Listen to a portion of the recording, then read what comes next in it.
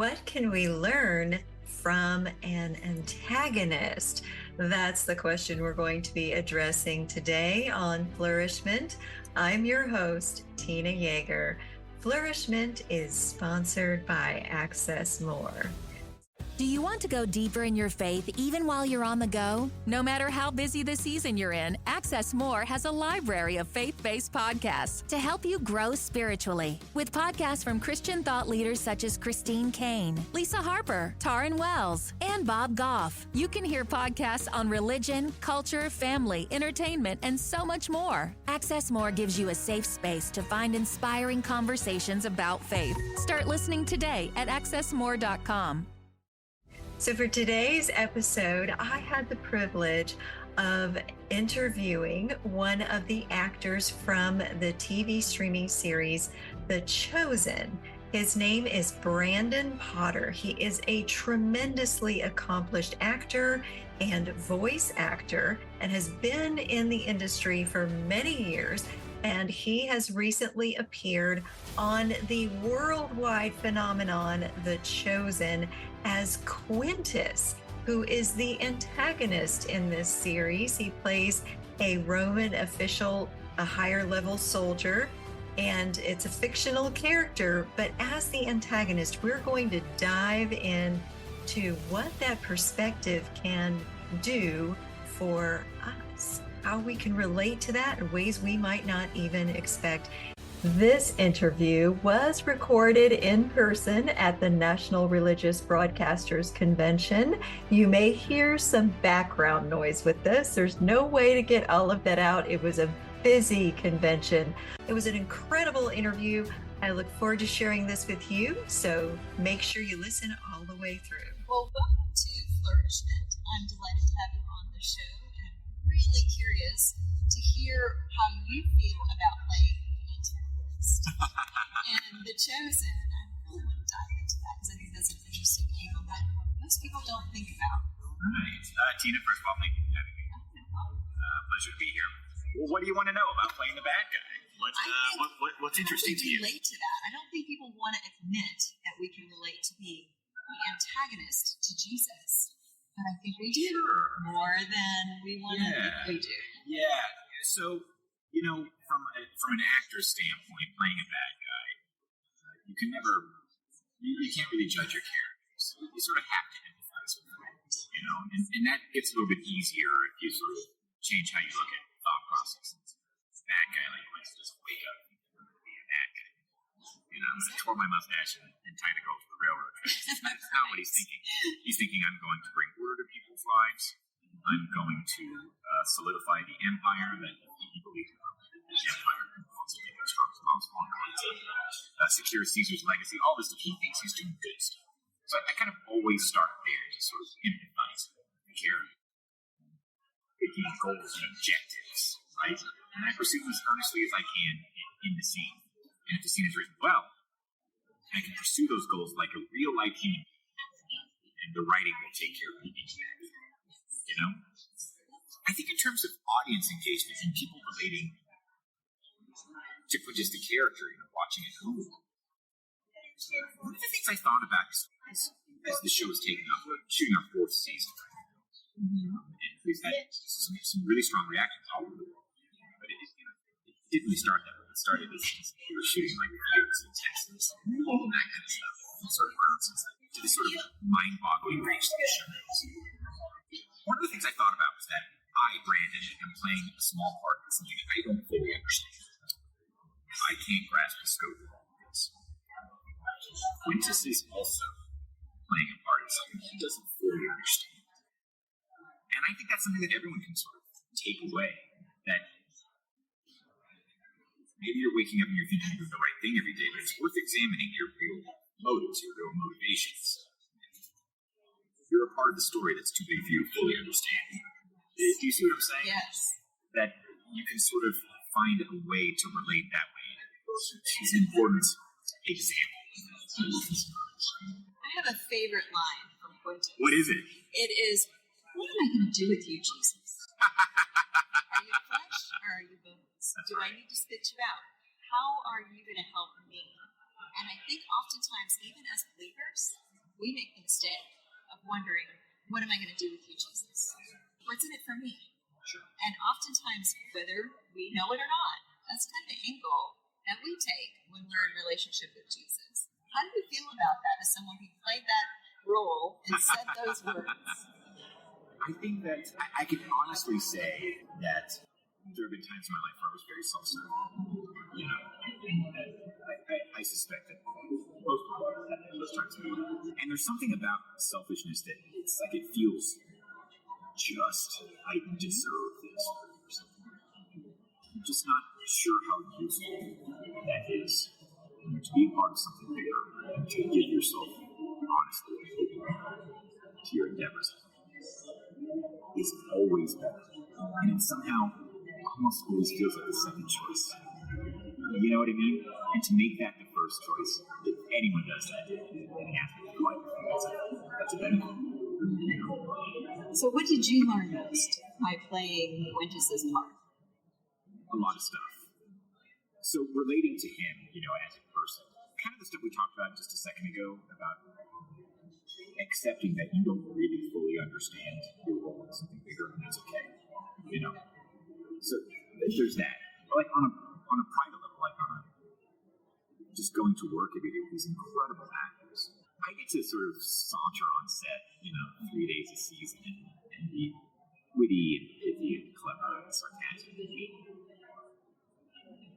But I get to see these other incredible actors do beautiful, detailed, nuanced, emotional work. And seeing that up close and personal with such a big cast, massively talented cast, I recently in my kind of professional life gained a new appreciation of how different people get to that really, really emotional place. It's been a constant revelation each day set now, watching everyone do their thing. I keep finding myself inspired and influenced by them. Does playing a role change you? I know that you have to play the role, you have to really empathize with that character, but do you find that sometimes in that process you experience character change? Can you talk about that a little bit in this role and in the work that you're doing with The Chosen, which is a tremendous project?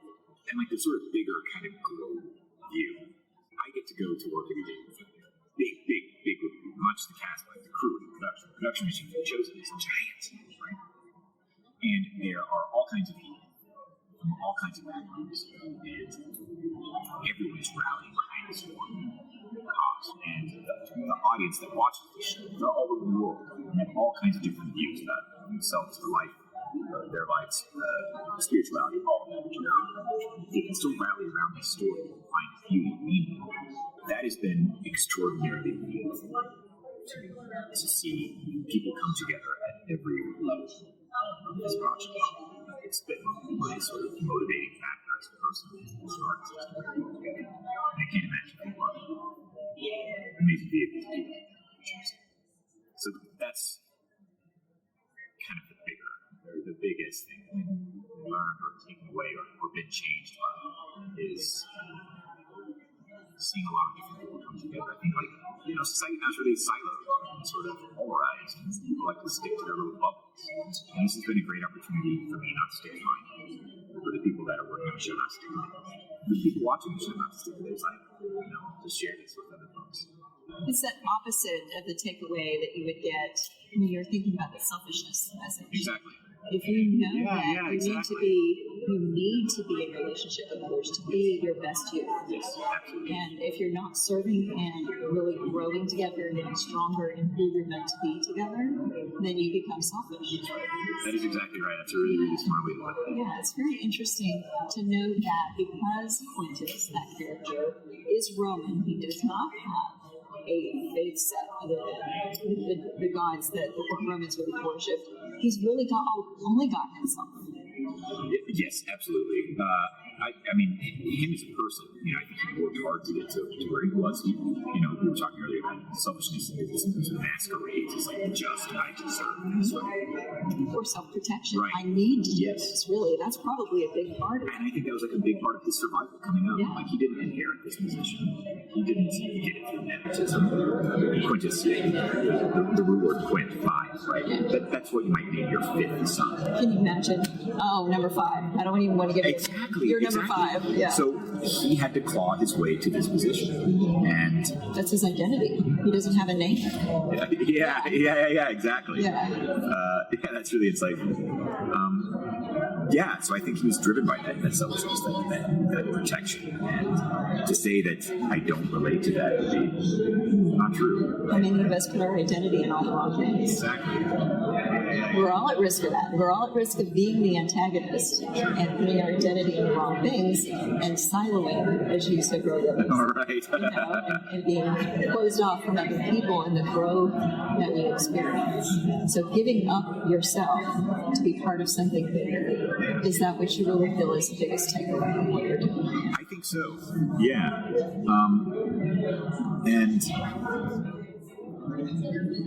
And seeing that people coming together, that antidote to siloing is real. It's out there.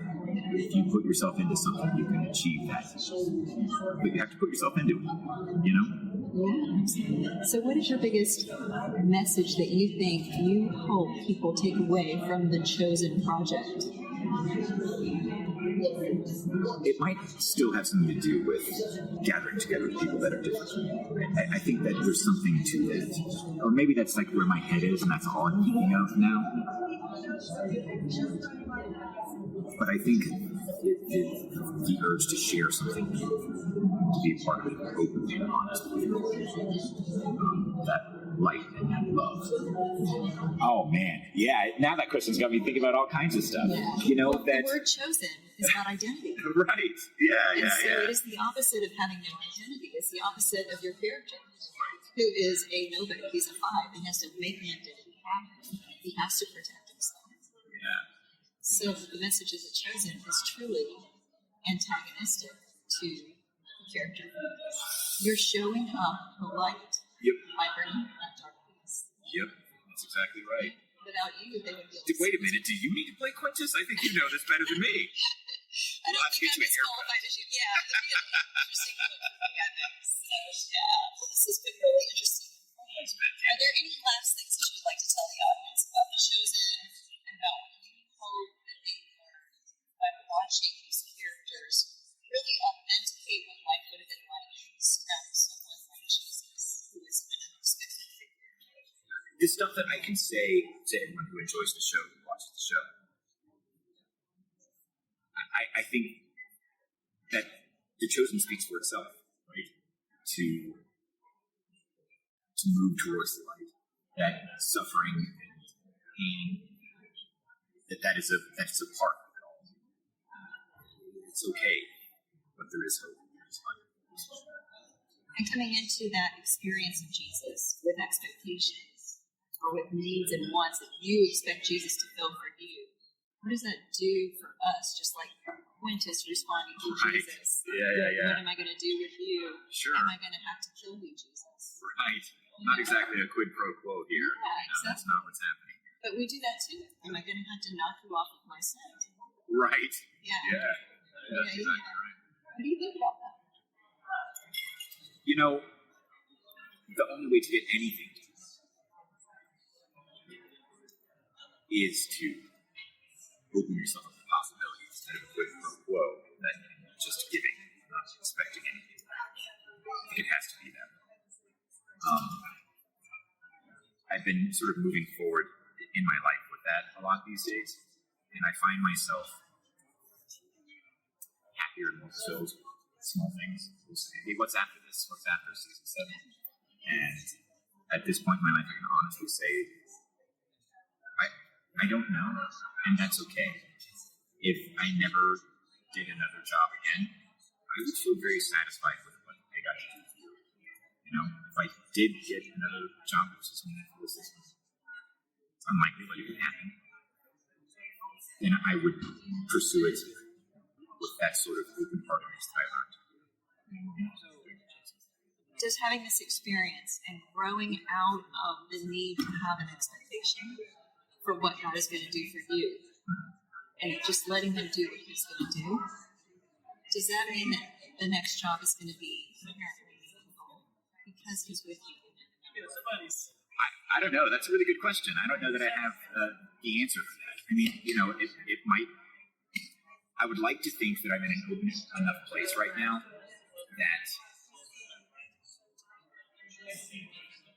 that I could find meaning and satisfaction. Do you know what I'm saying? Instead of making we were talking about it earlier with the sort of predetermined qualifications, however I'm going to make a list of demands. Like, I don't think I'm going to do that. I think I will either find meaning in it or the meaning will find me. You understand?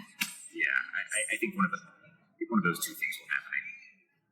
I don't think that I'm going to make that list of demands. Yeah. I think I'm kind of surrendering, letting control go, letting that all go, so then you can be blessed by what happens. Sure. Yeah. That's exciting. Yeah, it is. So tell the audience what they need to expect next from you. Are you going to just continue to only work on The Chosen, or do you have other things going on? I've got some other stuff going on. Like I've always done a lot of voiceover and stuff like that. And I do some fun commercial work when I think it's going to be fun. It's like funny stuff. I have got a feature that I shoot at the end of June or July. Anyway, later on this summer, so we'll do that stuff. But right now, if this is the only thing I'm doing, I'm okay with that. I don't just mean shooting. I mean like coming and hanging out with folks, talking about the show.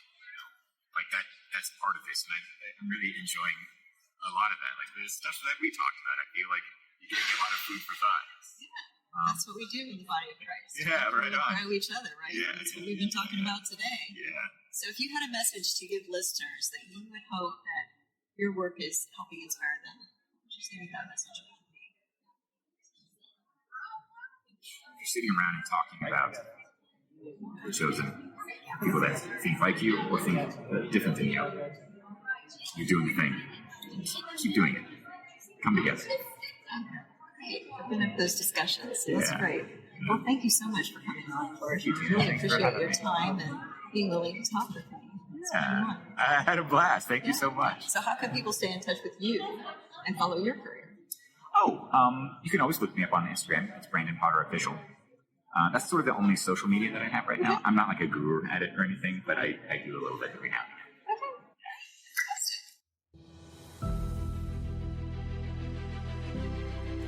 Flourish-Meant is part of the Spark Media Network and can be found on the Edify app.